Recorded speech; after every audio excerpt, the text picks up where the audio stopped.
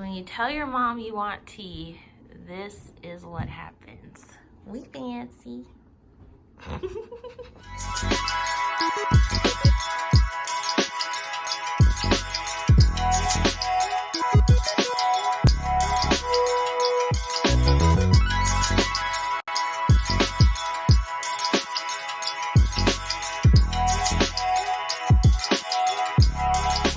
Hi guys, and welcome back to my channel.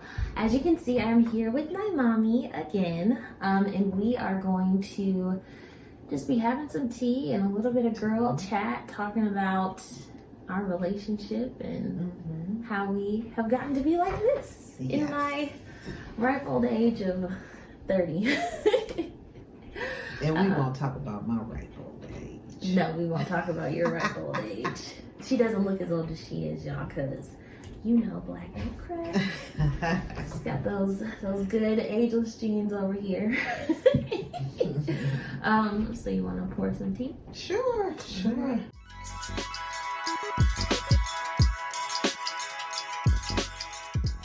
It might be weird, but I take milk in my tea.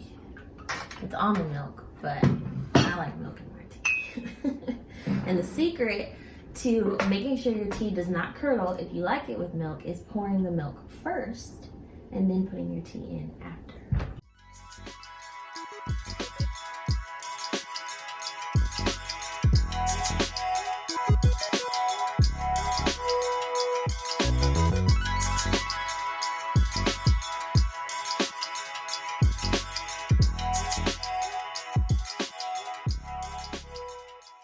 Yeah, that's perfect.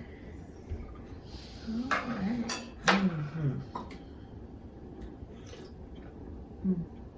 So good. So, Mom, Yeah, we have come a long way.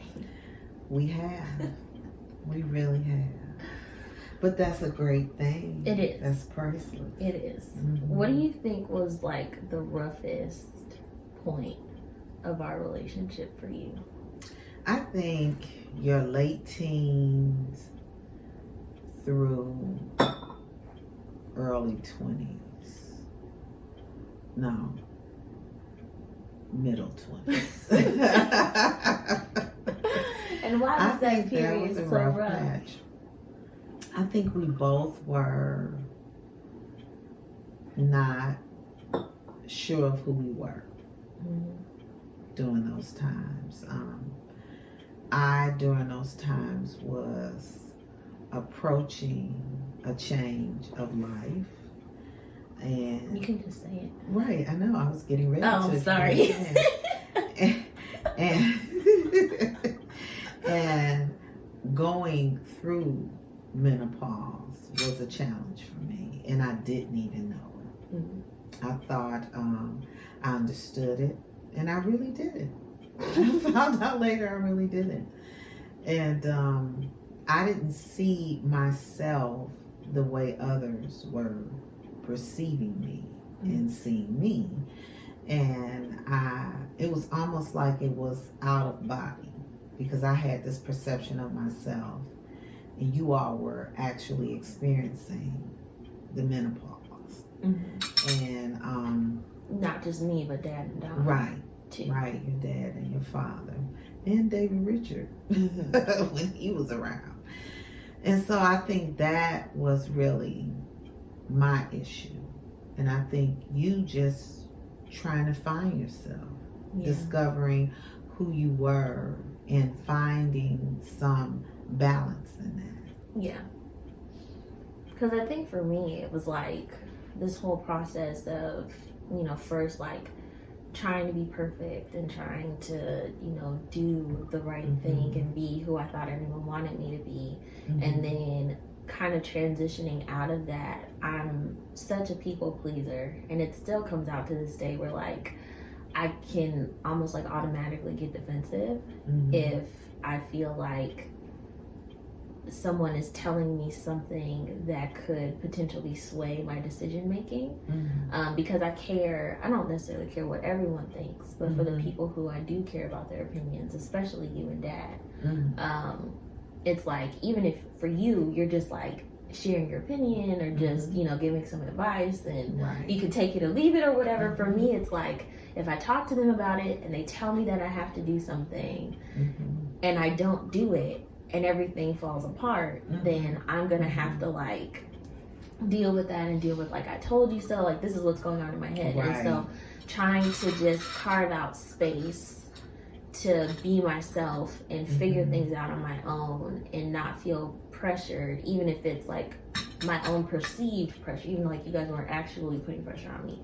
Just the fact that you had an opinion made me feel like I had to do what I was being told, and I didn't have room to kind of just like experience it and live it and figure it out for myself. And so I was super defensive, and even especially when I knew that I wasn't necessarily making the best choices, but I just wanted to like it's like I want to make this choice, like leave me alone. And so that definitely was not, I think, the easiest time to be around me, for sure. And I also wasn't sure that you and Dad loved me unconditionally. That was another piece, because I think just like my religious upbringing and stuff, I thought that if I was not this perfect child who did everything right, that you guys, you know, be disappointed in me, and you know, maybe you would still love me. I don't necessarily think that I just thought you just like wouldn't love me, but you'd be disappointed in me, you'd treat me differently.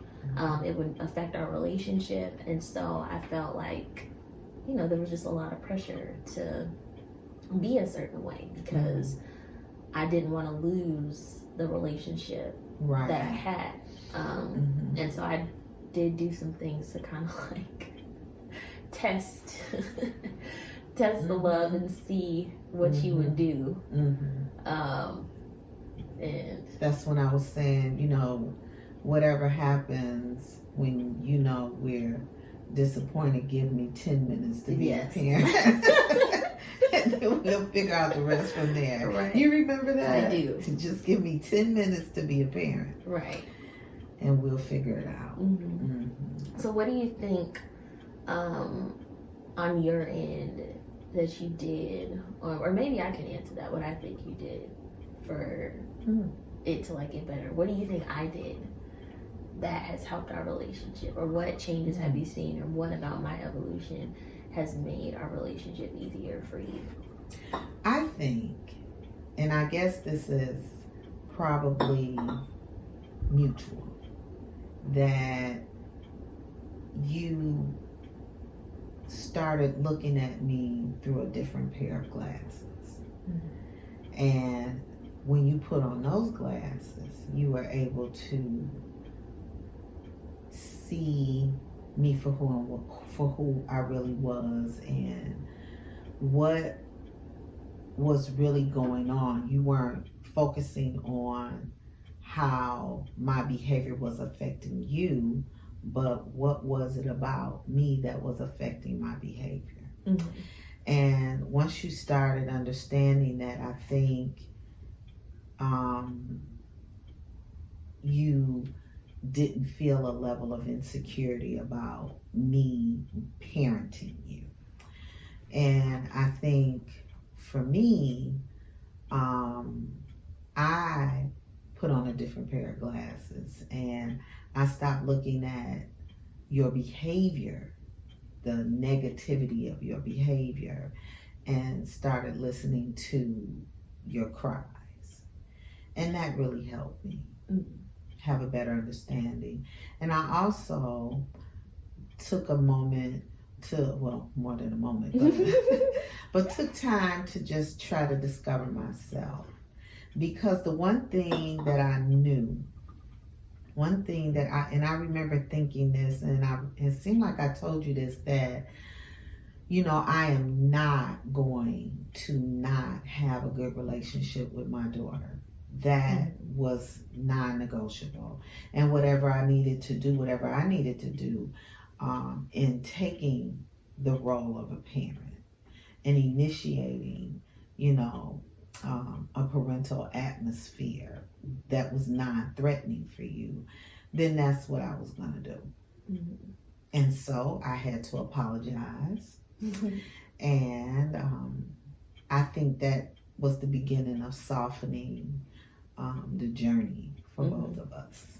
Yeah, I would definitely say that you taking on, just the responsibility, because like I remember when I was in high school specifically, I felt like on the one hand, you wanted me to like respect you as my mom, but then when we'd have like our disagreements and stuff, your expectation was for me to be the bigger person. And so it was frustrating because it's like, how are you holding me to a higher standard than I feel you're holding yourself to? And then expecting me to like have this respect and treat you a certain way and stuff just because you're my mom. Right. And so that was, a big issue for me. But like once I saw you taking on the responsibility to control the atmosphere and to, like make sure that we didn't get so caught up in our feelings that we couldn't get to an agreement, because even now, like sometimes our communication can still be a little bit off, but I noticed that you don't just like let it go and just like be like, okay, forget it. It's like you'll make sure that we come to some kind of resolution and make sure we reach an understanding with each other, and you don't let me getting frustrated or defensive or whatever like keep you from maintaining some level of control over the interaction. And so that I think has fostered that respect for you as my mom, because now it's like, okay, even if I'm all over the place, she's gonna make sure that it doesn't get out of hand. She's gonna be the mom in this situation, and if she's gonna be the mom in this situation, then I have to respect her as the mom in this situation. And as I've seen you do it consistently, over time, it's definitely changed my perception of you. It changes how I at least try to go into the conversations and stuff, and it forces me to acknowledge if I'm triggered by something. Like, it's not the conversation we're having that's the issue or something you said. It's something going on inside of me, and I have to acknowledge that so that can be spoken to instead of like lashing out. So it, you being better, I think, has pushed me to be better in our relationship. So I think too, and this definitely it was the key and the catalyst for evolvement, is I discovered that my perception of God was not healthy. And that's how I operated in my parenting. this is true. And that did have a big impact. I forgot about that. and this is something, in me seeking God for advice in regards to what to do in my relationship with you.